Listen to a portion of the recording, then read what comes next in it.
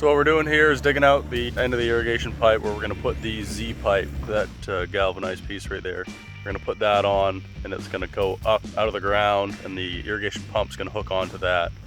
So we got to dig around it so we can pour concrete around every joint, every T, every Z pipe anytime that you change direction with this irrigation pipe. And then there's going to be a T, so there's going to be the Z pipe, and then the T right at the end of this pipe here, and then this Z pipe will be where the pump hooks on, and the pump will pull right out of this irrigation pond.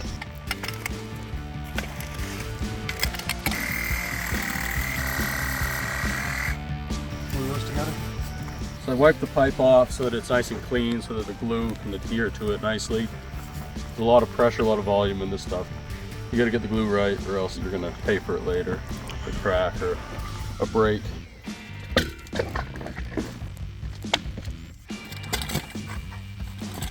So my plan with all this irrigation pipe is to be coming downhill from the other pond.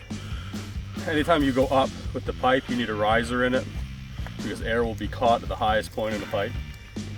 So I'm trying to just gradually drop it from the pump station up there to the fields down here so that I don't need to add any risers.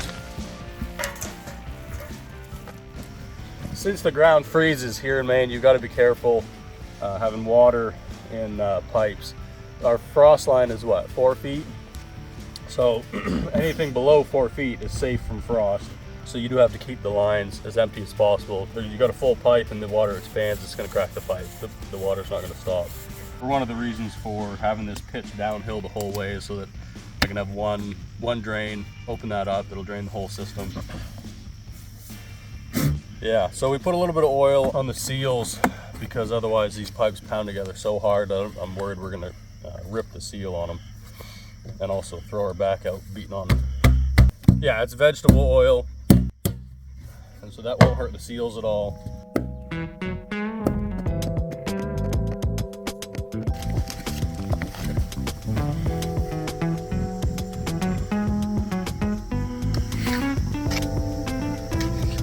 Do you glue both sides, Justin, or just one side? Okay.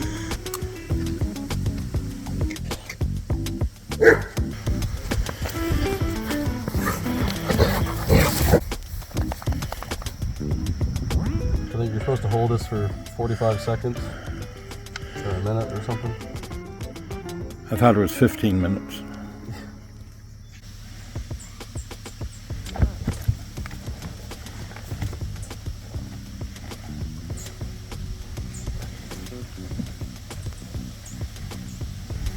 Taking longer than I thought it would. So we're going to get that all put in the ground, and then we're going to pour some concrete around it as a thrust block, because when there's air in the lines and when it's filling up with water with a lot of pressure, pounds around, any T that's not supported with concrete can explode out and or crack or get damaged. We'd have to dig it up and redo it. So that the concrete holds it together and holds the corners together while the pressure is coming in and hitting it.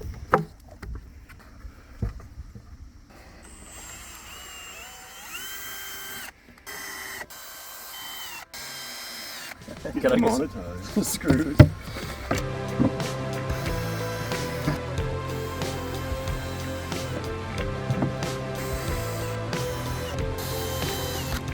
So don't go over to that wood pile again. Oh, hey buddy. What's over there? Yellow wood. Oh. Yeah. That's pissed. Peter, go kick it with your foot.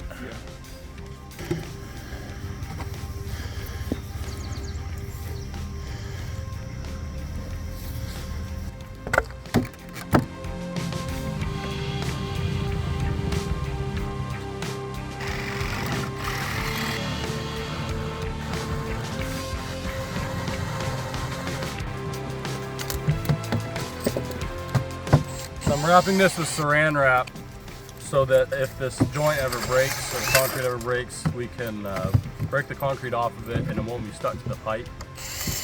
And then we can break the concrete off, do the repair that we need to do, and then put this back together.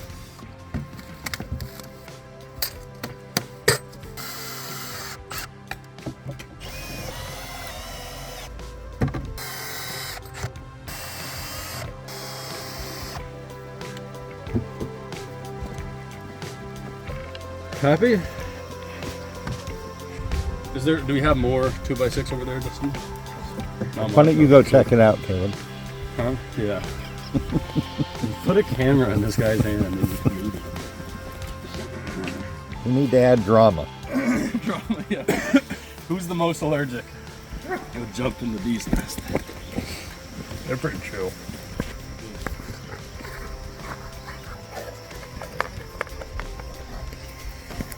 I'm filming the dogs, so you do what you have to do.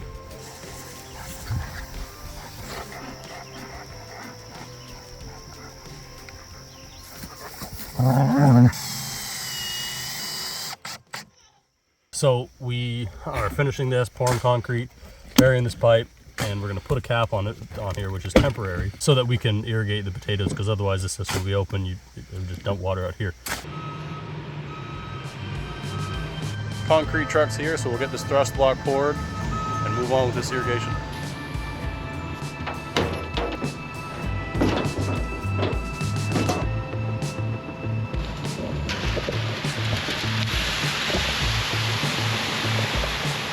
Yeah, it's good. Good? Yeah, I'd like it a little drier, but here we are.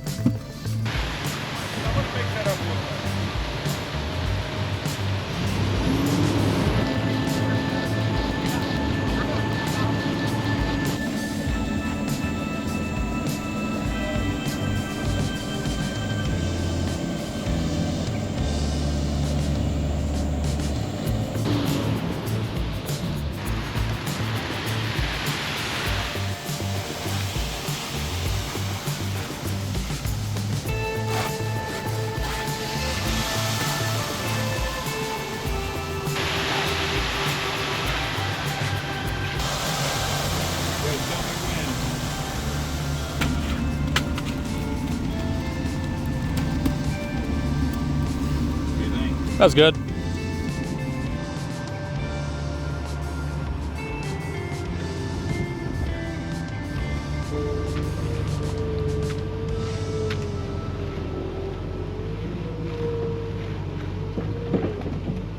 So we're putting a cap on here because we need to irrigate the potatoes right now.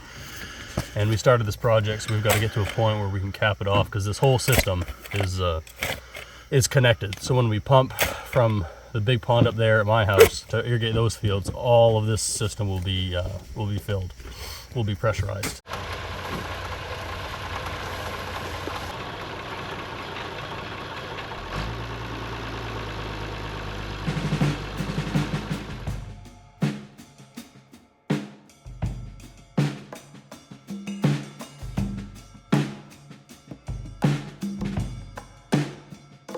So we've been about 3 weeks without rain.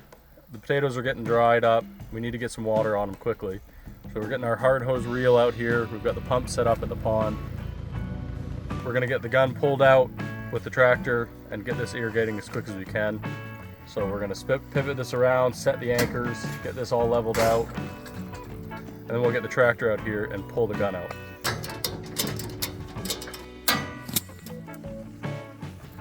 Looks like I've got to back up a little bit to line this up perfectly with the bed.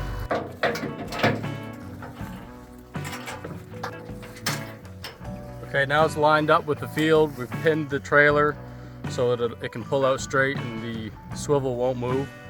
So now we're just going to level the trailer a little bit, and then we can pull out the reel. There's about just under 1,000 feet of hose on this rig. This is completely empty. This is the first time we've used it this year. So the whole reel is empty, but as you can imagine, that's 1,000 feet of 3-inch pipe. So once that gets full of water, it gets really heavy. So this trailer is pretty light now, it's easy to move around. Once you run it the first time, the whole reel is full of water. So when we go to move it the second time, you gotta make sure your tires are aired up and everything, because it gets really heavy. And it's quite tall, so it's top heavy as well. So now we're gonna drop the anchors so that we can pull this reel up, pull the gun out, and it won't move the reel at all. We'll use this handle to spin down the anchors into the ground so that they'll really bite in and push back.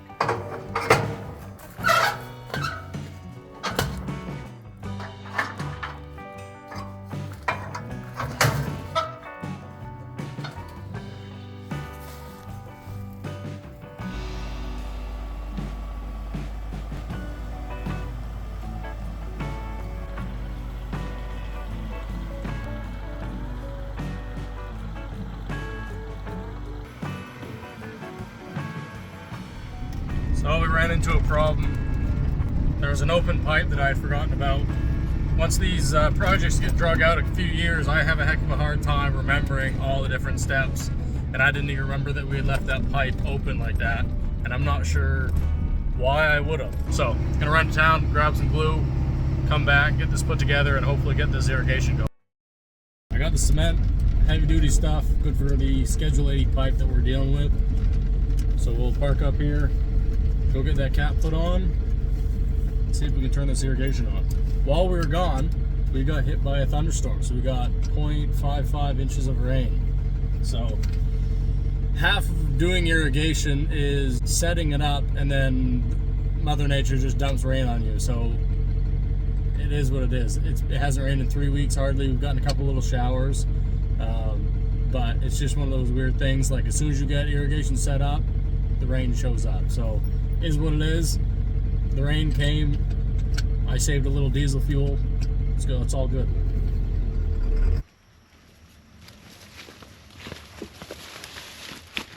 So this is the piece that I've got to repair.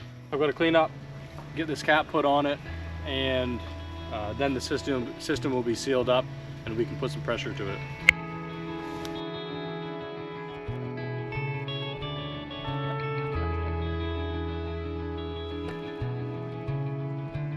Okay, so we'll let this set a little bit. We'll hold this on here for, I don't remember what it is, 45 seconds or something. And then we'll give it a couple hours to dry. I think that's what the can says. Yeah, 2 hours, so. Good morning. So we got just under 6/10 of an inch of rain last night, yesterday afternoon. So we pulled the reel out, but now we've gotten the rain. We need to spray.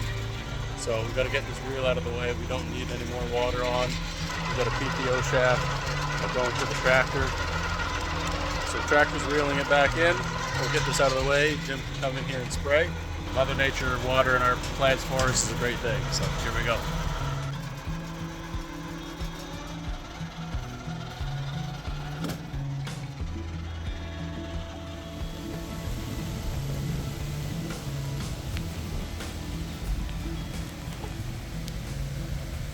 So we've got the concrete thrust block poured. Got the forms taken off of it here. We use the New Holland. And we're going to bury this pipeline here so we can get this road back up. We've got to pour gravel across the top of it. We're going to bury that now with some topsoil and some other stuff.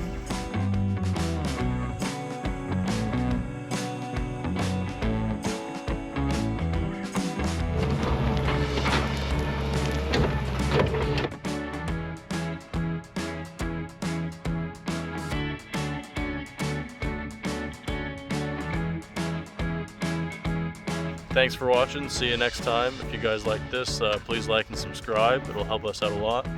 Appreciate it.